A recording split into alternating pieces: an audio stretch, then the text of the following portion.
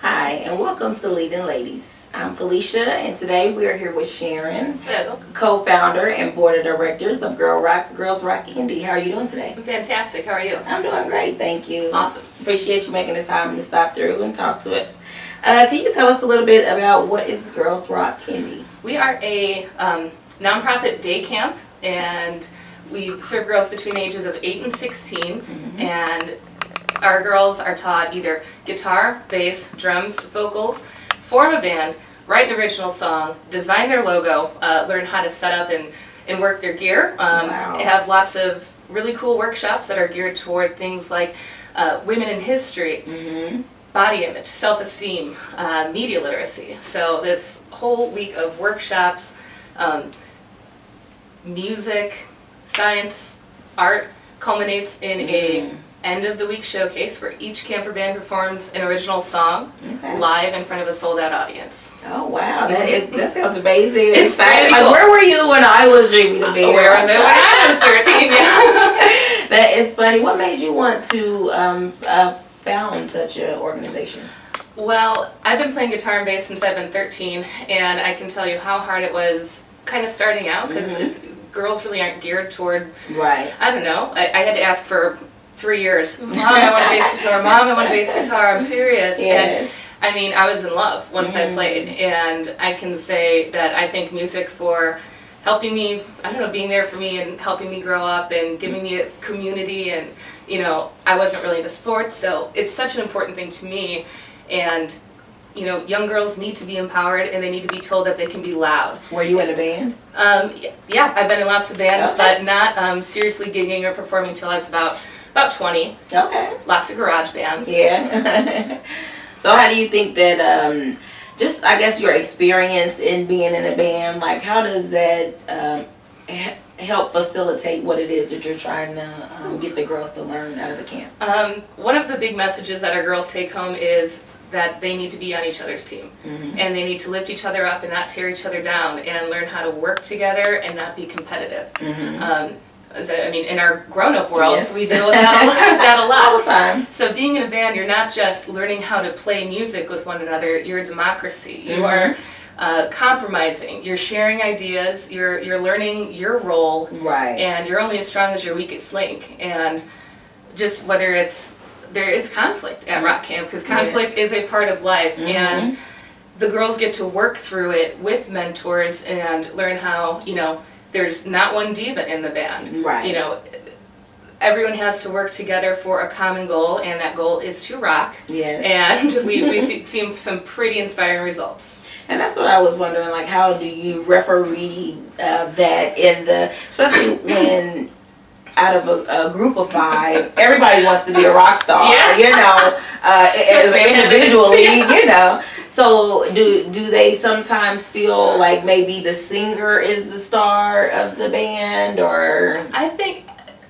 there have been a couple of diva moments, but every band has a set of mentors, a coach, and a counselor. And the coach is someone that is musically very talented and can help them with the songwriting, and the counselor is more of the one that is kind of like the mother hen, that is the moderator, that is the, you know, let's make sure everybody is being heard, and, you know, kind of helps facilitate that really meaningful and positive small group interaction. Okay.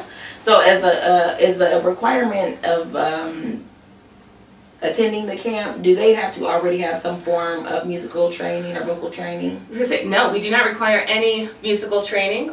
We do have a lot of our girls return to us with experience, and that's great to see them progress, but you don't need to own an instrument, have ever picked one up, or have any kind of musical sense. We do a really great crash course and have a very intense week of instruction. Okay, so how do you become like if you're interested in like volunteering, is there a requirement?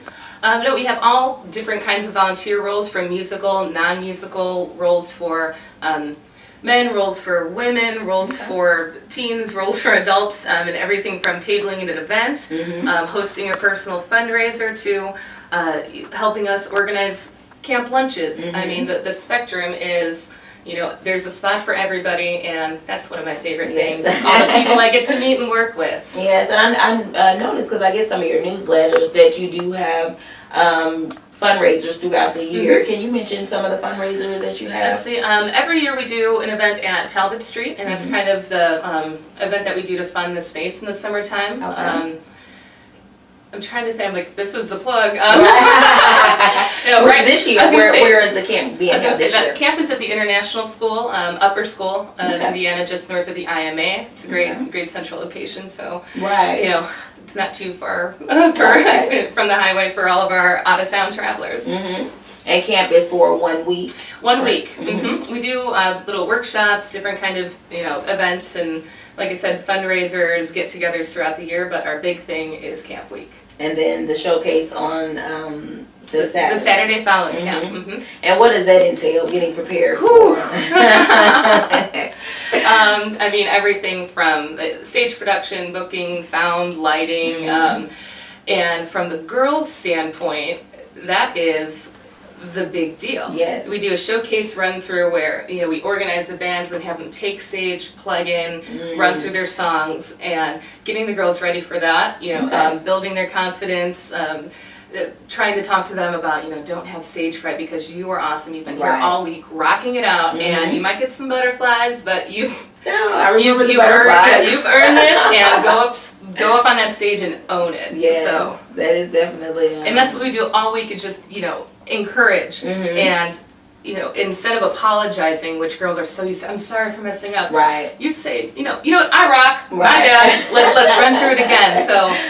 So being that you get such a great response for the camp that you do for 1 week in the summer, have you ever considered expanding, having lessons and things, showcases, seminars, or whatever, throughout the year? Yes, big time. We are in the process of developing a strategic plan to help us get a little bit more organized and really find out what kind of programming is feasible for us to grow slowly and smartly, and provide a space for our girls to come for lessons and workshops, and just a place for them to keep this amazing community going year round. So the other day I posted that I was going to be interviewing Sharon with Leading Lady Girls Rock Indy.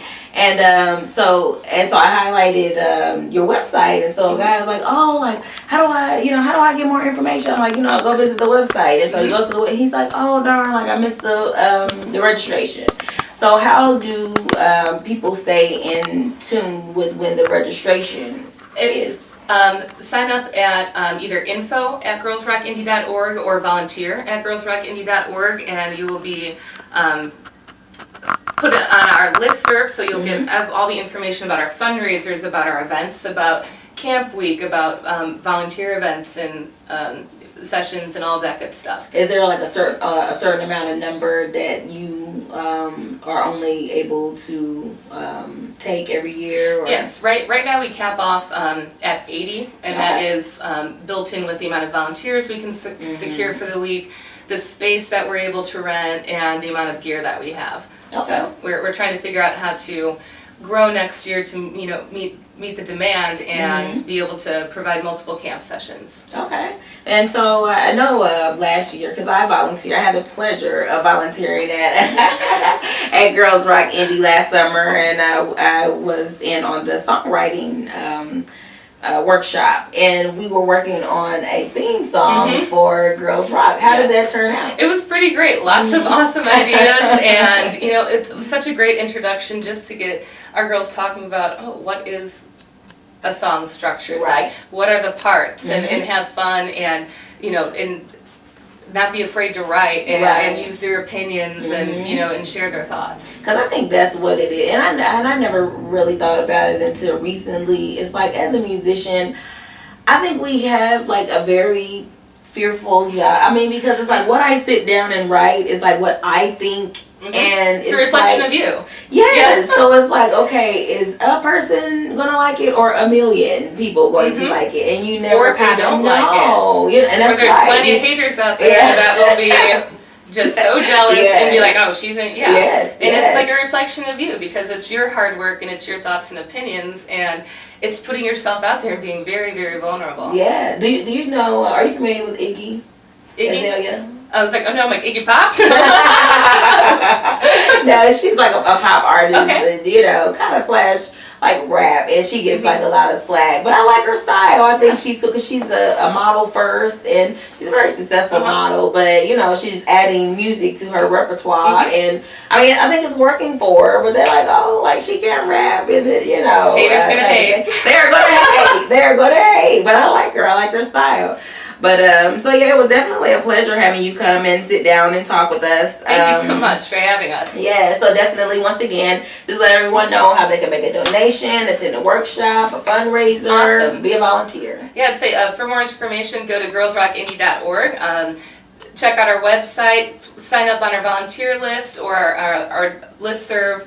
Follow us on Facebook, Instagram, Twitter, and check us out, come out and see us and support us. It's an amazing cause. And I second that. You heard it here first.